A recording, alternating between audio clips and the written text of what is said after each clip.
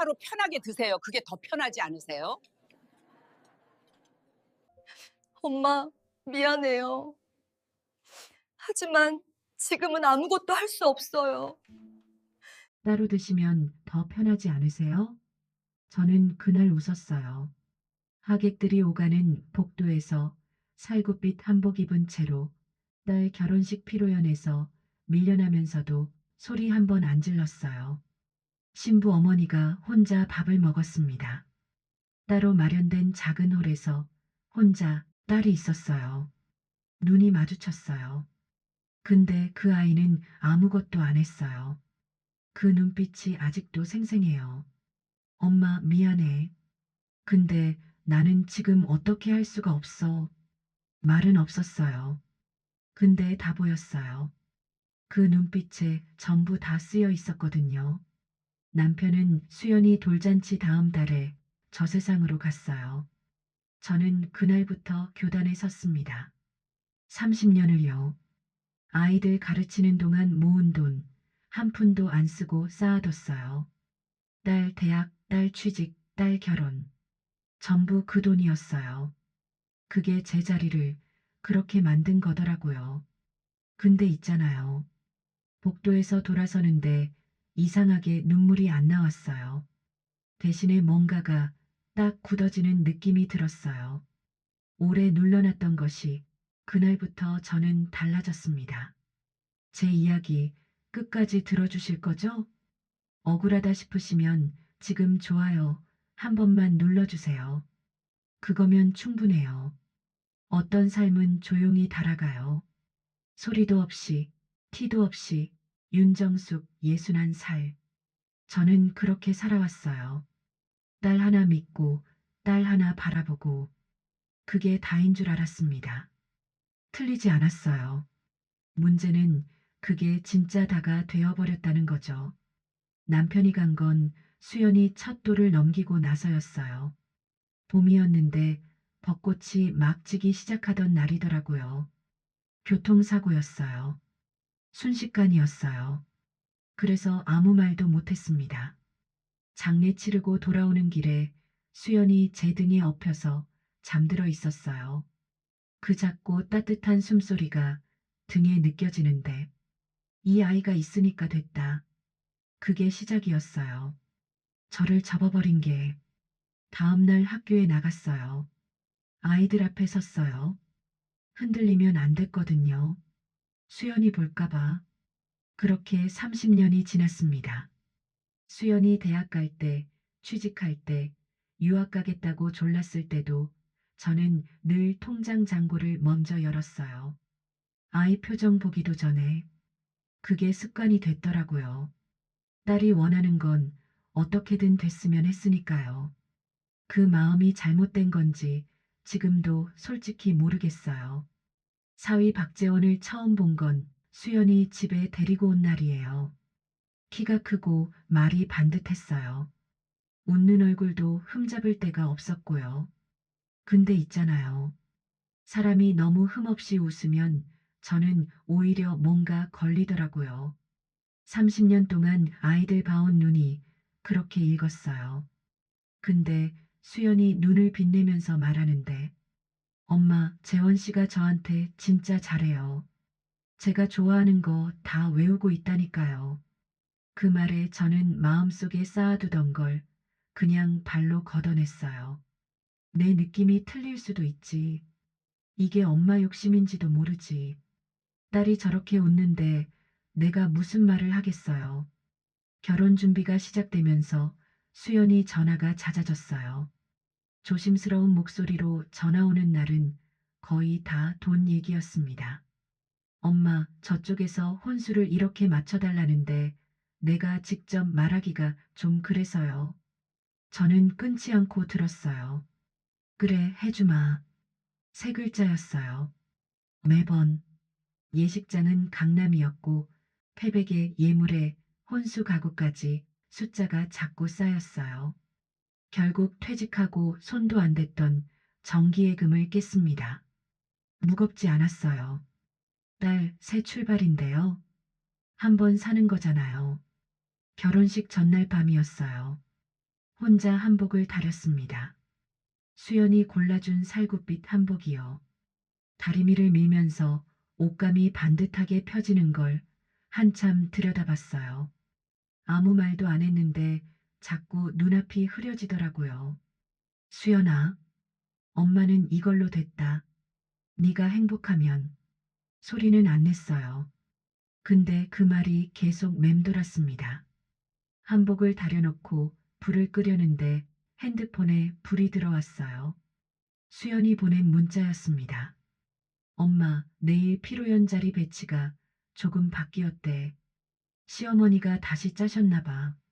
엄마 자리도 달라질 수 있어.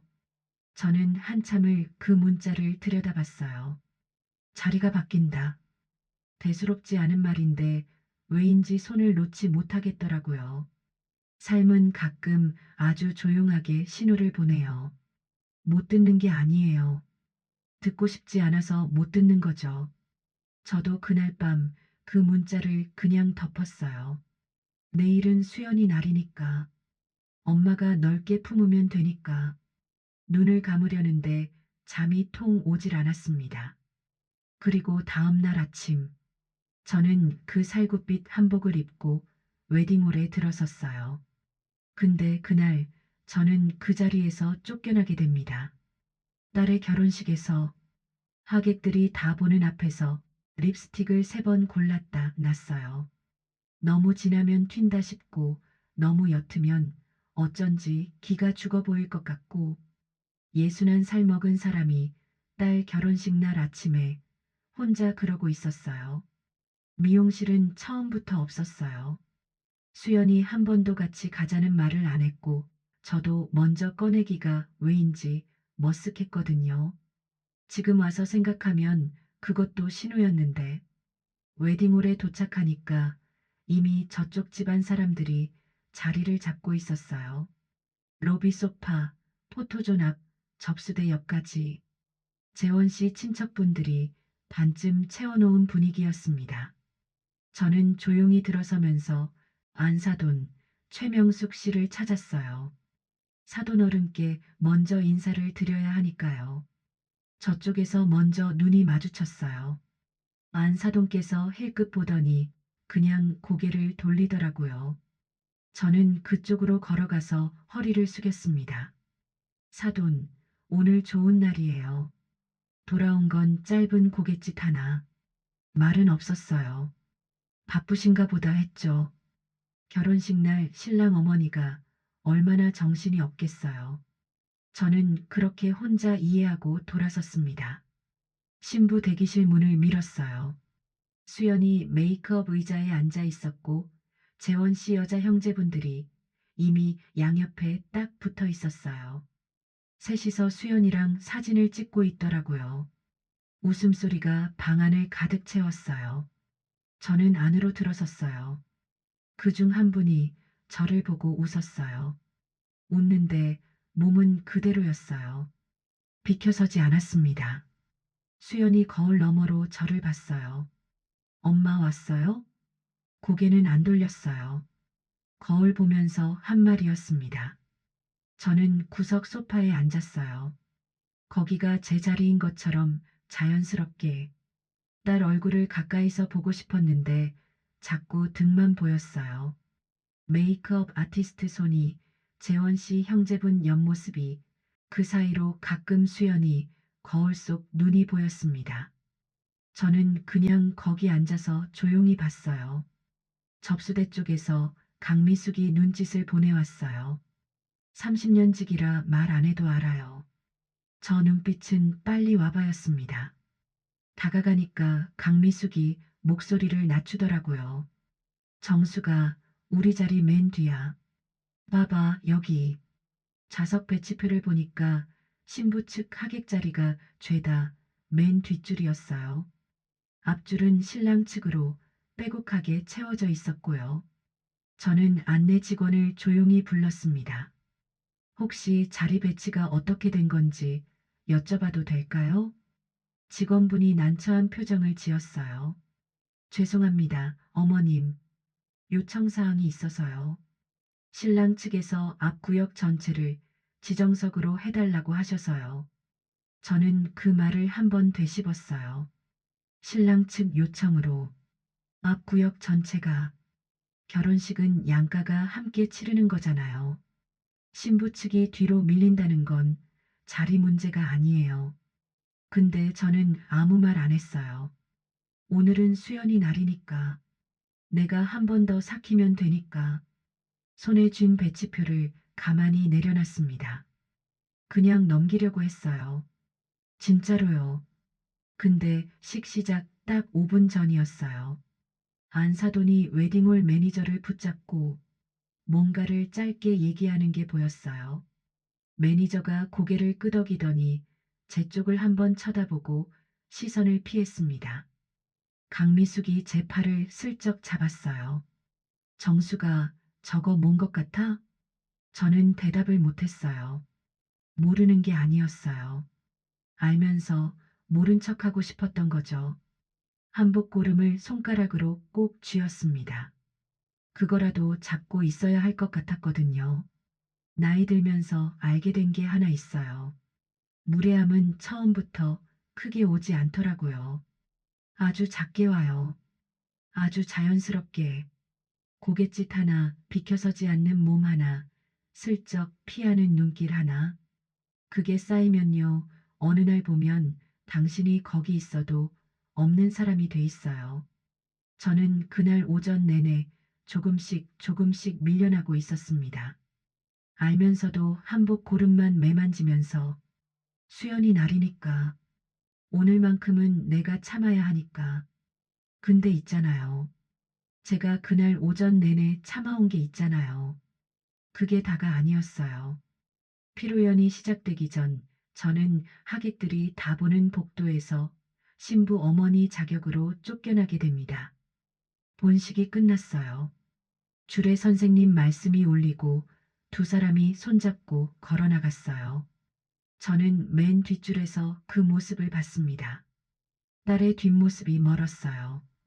드레스 자락이 바닥을 쓸면서 점점 작아지는데 저는 끝까지 박수를 쳤어요. 뭐 어때? 행복하면 됐지. 엄마가 어디 앉든 그게 무슨 상관이야. 그렇게 생각했어요. 그때까지는요. 피로연 이동이 시작됐어요. 복도가 사람들로 채워졌어요. 드레스 자락 소리, 구두 소리, 웃음소리. 저는 강미숙이랑 나란히 걷고 있었어요. 그때 웨딩홀 매니저가 조심스럽게 다가왔어요. 아까 안사돈이랑 얘기하던 그분이요. 어머님, 잠깐 말씀드려도 될까요? 저는 걸음을 멈췄어요. 오늘 피로연이 신랑 측 가족 중심으로 진행이 돼서요. 신부 측 가족분들은 따로 마련된 홀에서 식사하시면 될 것 같습니다. 말을 알아듣는데 몇 초가 걸렸어요. 따로요? 네, 어머님. 저희도 요청을 받아서요. 누구한테요? 매니저가 잠깐 망설이더라고요. 신랑 어머님 쪽에서요. 강미숙이 제 팔을 잡았어요. 꽉. 그 순간 뒤에서 목소리가 들렸어요. 높지도 낮지도 않은 목소리였어요.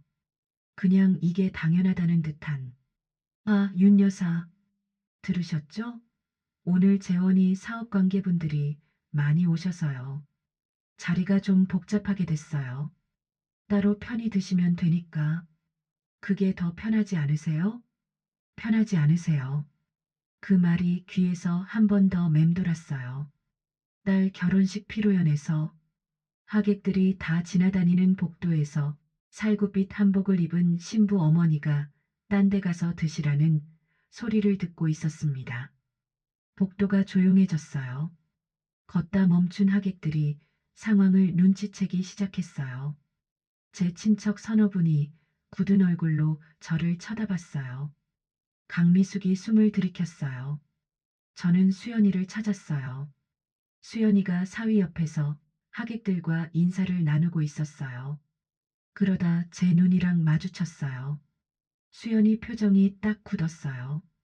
알고 있었던 거예요. 처음부터 알면서 아무 말도 안 했구나. 저는 그 눈빛에서 그걸 읽었습니다. 엄마, 미안해. 근데 나는 지금 어떻게 할 수가 없어. 말은 없었어요. 바보였어요. 무기력하고 비겁하고 그래서 더 서러운 눈빛이 안사돈이 한 발 더 나섰어요. 윤 여사도 사회생활 하셨으니까 아시잖아요. 자리라는 게 있잖아요, 자리가. 오늘 중요한 분들 앞에서 좀 정돈이 돼야 하니까요. 복도에 서 있는 하객이 10명은 됐을 거예요. 다들 보고 있었습니다. 저는 그 자리에서 세 가지를 생각했어요. 소리를 지르면 딸 결혼식 망치는 엄마가 되는 거고, 울면 저 사람들 앞에서 처량한 사람이 되는 거고, 굽히면 평생 이렇게 살아야 하는 거였어요. 한복 고름을 여몄어요. 천천히, 단정하게, 안사돈을 똑바로 봤습니다. 오래 봤어요. 알겠습니다. 그리고 돌아섰어요. 강미숙이 따라오면서 낮게 말했어요. 정수가, 이거 그냥 넘기면 안 돼. 저는 걸으면서 대답했어요. 오늘은 수연이 날이야. 밥이 나왔어요. 하얀 그릇에 담긴 따뜻한 밥이었어요. 수저를 들었어요. 내려놨어요. 들었다가 또 내려놨어요. 강미숙이 아무 말도 안 했어요. 저도 아무 말 안 했어요. 창밖으로 햇살이 비껴드는데 그게 왜 그렇게 쓸쓸하던지. 딸 결혼식 날이었어요. 제가 30년을 달려온 것 같은 날이었어요. 저는 그날 혼자 밥을 먹었습니다. 그날 저는 울지 않았어요. 저도 그게 이상했어요. 너무 황당하면 눈물도 안 나오더라고요. 대신 뭔가가 아주 조용히 굳어가는 느낌이 들었어요. 끓던 게 식으면서 단단해지는 것처럼. 50평생 저는 참는 걸 사랑이라고 생각했어요. 낮아지는 걸 배려라고 생각했고요. 근데 그날 작은 홀에서 혼자 수저를 들다 내려놓으면서 처음으로 이런 생각이 들었어요. 참는 것도 바닥이 있구나. 낮아지는 것도 끝이 있구나. 그날 저녁 집에 돌아왔어요. 한복을 벗어 개켜놓고 불을 껐어요. 식탁에 앉아서 한참을 그냥 있었습니다. 근데 있잖아요. 그날 밤 저는 30년 동안 한 번도 손대지 않았던 서랍을 열었어요. 거기서 꺼낸 건 낡은 편지 한 통이었습니다.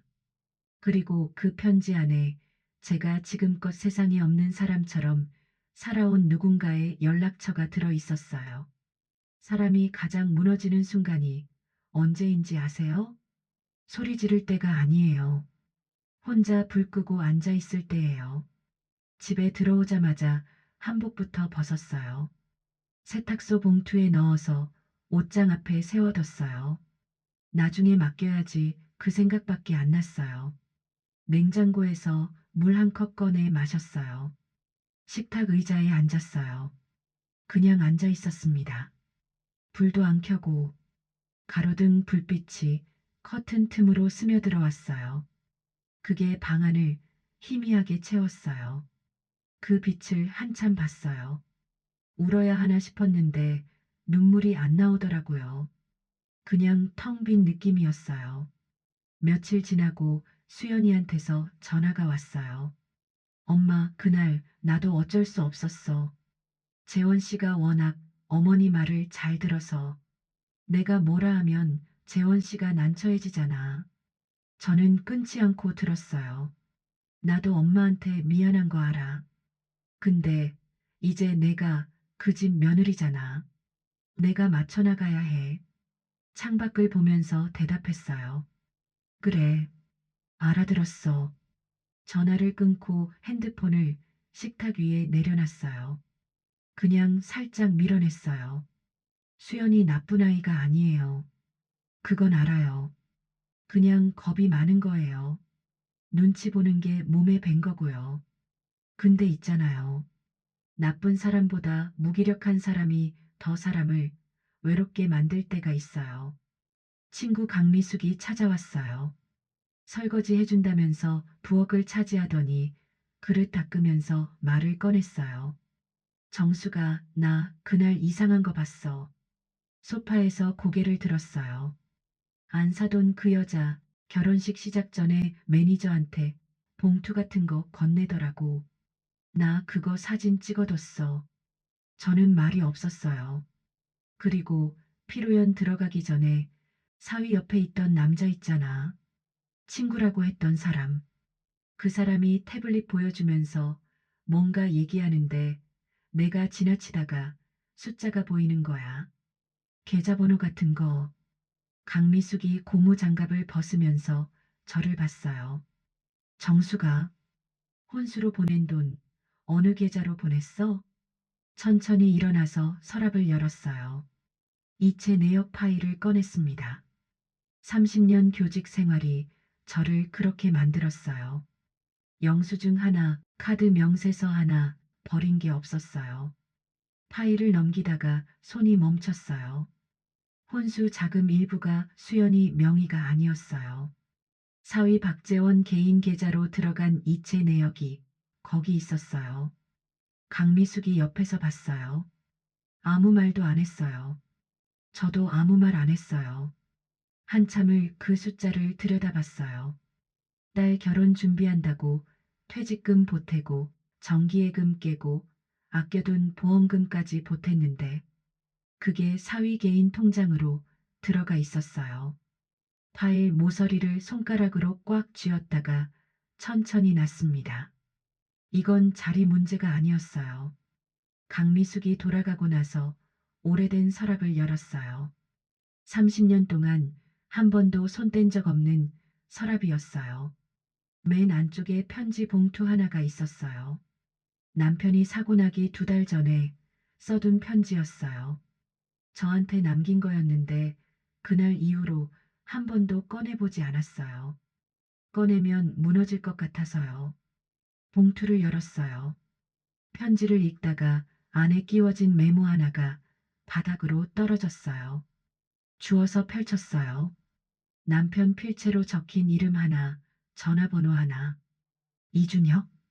제가 오래전에 마음속에서 지운 이름이었어요. 준혁이는 제 아들이에요. 수연이 아버지가 저를 만나기 전 다른 여자 사이에서 낳은 아이였어요. 남편이 그 사실을 말한 건 결혼하고 나서였고요. 받아들이는데 오래 걸렸어요. 근데 준혁이 잘못이 아니잖아요. 저는 그 아이를 외면하지 않았어요. 남편이 죽고 나서 조용히 연락을 끊었어요. 수연이를 키우는데 그 관계가 짐이 될까봐. 그게 옳은 건지 지금도 모르겠어요. 근데 그날 밤은 그 메모가 손에서 놓이지 않았어요. 사람은 혼자 삭히는 게 한계가 있어요. 꾹꾹 눌러도 어딘가는 새어나오거든요. 저는 그날까지 30년을 혼자 삭혔어요. 남편 빈자리도, 딸 키우는 고단함도, 가끔씩 올라오는 서러움도 전부 혼자 밥 한 끼 먹고 자면 없어지는 줄 알았어요. 근데 그날 밤은 달랐어요. 서랍 속에서 꺼낸 메모 한 장이 30년 동안 제가 눌러온 것들을 한꺼번에 건드렸거든요. 한은 없어지는 게 아니더라고요. 때가 되면 나오는 거더라고요. 저는 그날 밤 오래 앉아 있다가 핸드폰을 들었어요.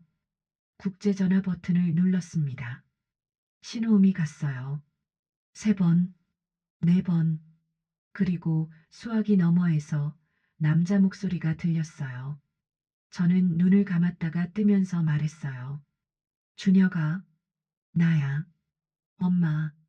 30년 만이었습니다.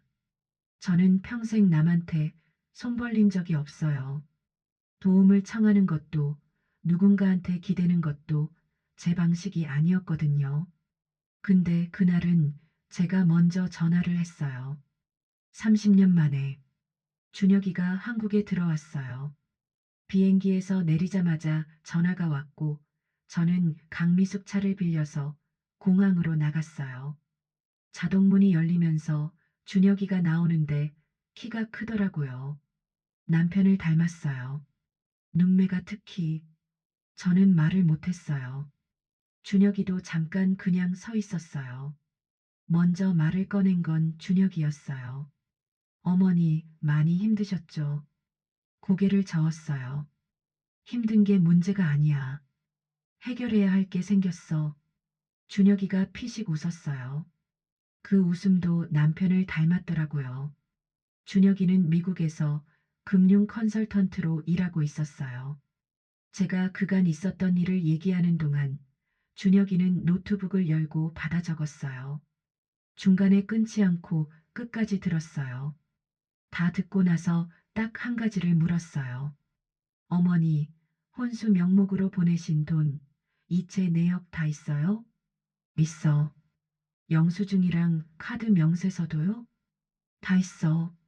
준혁이 잠깐 저를 봤어요. 어머니, 꼼꼼하시네요. 30년 교단에 서면 그렇게 돼. 준혁이랑 강미숙이랑 셋이서 파일을 들여다봤어요. 이체 내역이 거기 있었어요.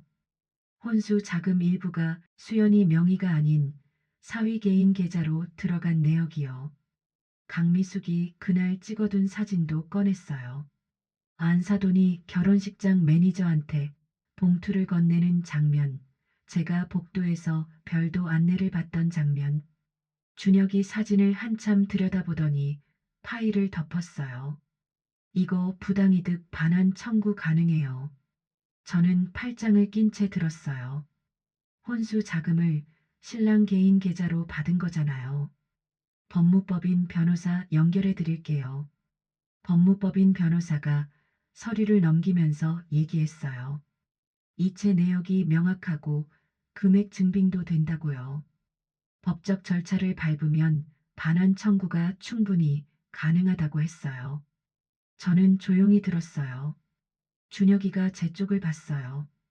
어머니, 진행할까요? 창밖을 봤어요. 가을이 다 지나가고 있었어요.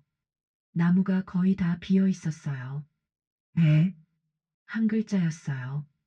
준혁이가 사위한테 직접 연락을 넣었어요. 전화가 아니라 서면으로요. 법적 절차 착수 전 협의 의사를 확인한다는 내용이었어요. 발신인은 이준혁, 수연의 이복 오빠, 미국 소재 금융법인 소속. 며칠 안 지나서 사위한테서 전화가 왔어요. 저한테 직접 건 전화였어요. 처음이었습니다. 어머님, 오해가 있으신 것 같아서요. 당시에 웨딩홀 쪽 실수였고 저희도 당황했어요. 저는 아무 말 안 했어요. 끝까지 듣고 나서 말했어요. 박서방, 네. 나는 오해하는 사람이 아니에요. 내가 본 것, 당한 것, 증명된 것을 얘기하는 거예요. 서면으로 하세요. 전화를 끊었어요. 강미숙이 옆에서 저를 봤어요. 말은 안 했어요. 눈빛으로 말했어요. 정수가 잘했어. 저는 물 한 모금 마셨어요. 손이 안 떨렸어요. 사위 박재원 쪽에서 협의 의사를 전달해 왔어요. 혼수 자금 전액 반환, 공식 사과, 안사돈이 직접 나서겠다고 했어요. 준혁이, 강미숙이, 저 셋이서 그 얘기를 들었어요. 준혁이가 저를 봤어요. 어머니, 사과도 받으실 거예요? 잠깐 생각했어요. 사과 필요 없어. 돈만 돌려받으면 돼. 그게 다예요? 저는 처음으로 작게 웃었어요. 아니, 한 가지 더 있어. 사람들이 가끔 그러더라고요. 당하고 살지 말라고. 맞서 싸우라고. 근데 싸움이라는 게 소리 지른다고 이기는 게 아니에요. 증거가 있어야 하고, 사람이 있어야 하고, 기다릴 줄 알아야 해요. 저는 30년 동안 꼼꼼하게 살았어요. 그게 이럴 때 쓰이는 줄은 몰랐지만, 그리고 준혁이가 있었어요. 마음속에서 지워뒀던 그 이름이 30년 만에 제 편이 돼서 돌아왔어요. 정이라는 게 그런 거더라고요. 끊으려 해도 끊어지지 않는 거. 돈이 돌아왔어요. 통장에 찍히는 숫자를 저는 오래 들여다보지 않았어요. 이건 처음부터 돈 문제가 아니었으니까요. 근데 있잖아요. 그 무렵 수연이가 찾아왔어요. 밤에 눈이 퉁퉁 부은 채로. 그리고 저한테 이렇게 말하는 거예요. 엄마, 나 어떡해요? 제가 수연이한테 가장 듣기 힘든 말이 뭔지 아세요? 엄마, 미안해요가 아니에요. 엄마, 나 어떡해요? 그 말이요. 그 말은 답을 원하는 게 아니거든요. 문을 열었더니 수연이가 서 있었어요. 눈이 퉁퉁 부어 있었어요. 언제부터 울었는지 모를 얼굴이었어요. 아무 말 안 하고 문을 열어줬어요. 들어와서 소파에 털썩 앉더니 한참을 말이 없었어요. 부엌에서 따뜻한 물 한 컵 가져다 줬어요. 그 순간 제가 할 수 있는 건 그게 다였어요. 한참 있다가 수연이가 입을 열었어요. 엄마, 오빠한테 왜 먼저 말했어요? 나한테 말하지. 수연이를 봤어요. 오빠한테 먼저 말한 게 아니야. 내가 해결할 방법이 생긴 거야. 수연이 입술이 떨렸어요. 나도 알았어요. 그날 엄마가 어떤 기분이었는지. 근데 나는 재원 씨가 난처해지면 안 되고, 어머니가 화나시면 안 되고, 끊지 않았어요. 끝까지 들었어요. 나도 엄마 편이고 싶었어요. 근데 나는 왜 아무것도 못했을까요? 수연이가 꺽꺽 울기 시작했어요. 등을 쓸어주지 않았어요. 옆에 앉아서 그냥 봤어요. 수연아, 응, 너 나쁜 사람 아니야. 수연이가 고개를 들었어요. 그냥 겁이 많은 거야. 근데 있잖아. 나쁜 것보다 겁쟁이가 더 오래 사람을 힘들게 하더라고. 수연이가 한참 있다가 물었어요. 엄마, 이혼하라는 거예요? 아니, 그럼요. 잠깐 생각했어요. 네 인생을 살라는 거야. 수연이가 저를 봤어요. 시어머니 눈치 보느라, 박서방 비위 맞추느라, 그거 하다 보면 어느 날 거울 보는데 내가 없어. 엄마가 그랬거든. 엄마가요? 응. 나는 그게 다 딸 때문이라고 생각했어. 근데 한참 지나고 보니까 딸 핑계로 내가 도망친 거더라고. 내 삶이 무서워서. 수연이가 입을 다물었어요. 저도 그 말 꺼내고 나서 잠깐 멍했어요. 살면서 처음 해본 말이었거든요. 누구한테도, 나한테도. 수연이가 일어서면서 말했어요. 엄마 고마워요. 대답 안 했어요. 현관문이 닫히는 소리 듣고 나서 한참을 그대로 앉아 있었어요. 고맙다는 말이 왜 가슴에 걸리는지. 딸한테 고맙다는 말 들으면 기뻐야 하는데 그냥 좀 쓸쓸했어요. 올해 돌아왔다는 느낌이랄까요? 다음 날 아침에 서랍을 하나 더 열었어요. 거기서 꺼낸 건 오래된 노트였어요. 표지에 제 글씨로 이렇게 써 있었어요. 퇴직하면 하고 싶은 것들, 수연이 결혼하고 나면 해야지 하면서 미뤄뒀던 것들이었어요. 제주에서 한 달 살기, 수채화 배우기, 혼자 유럽 가기, 글씨가 다 빛바랬어요. 근데 읽히더라고요. 선명하게. 그날 제주 숙소를 검색했어요. 한 달짜리 방을 찾았어요. 바다가 보이는 곳으로요. 예약 버튼 위에 손가락을 올려놓고 잠깐 있었어요. 이래도 되나? 그 생각이 딱 한 번 들었어요. 눌렀습니다. 강미숙한테 전화했어요. 미숙아, 다음 달에 제주같이 갈 수 있어? 2초 만에 대답이 왔어요. 당연하지. 나 짐 쌀게. 얼마나 있을 거야? 한 달.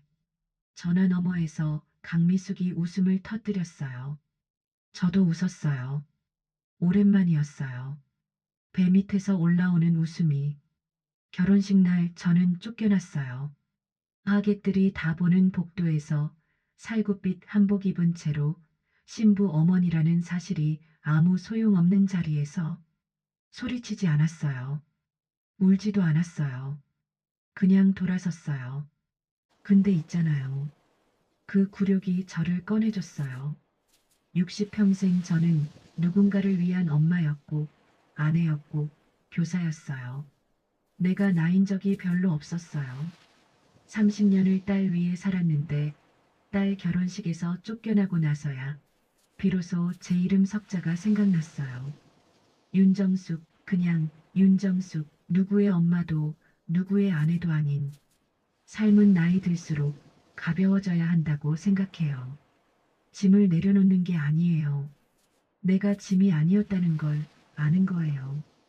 저는 이제 누군가의 자리 배치에 따라 앉고 서지 않아요. 내 자리는 내가 만드는 거니까요.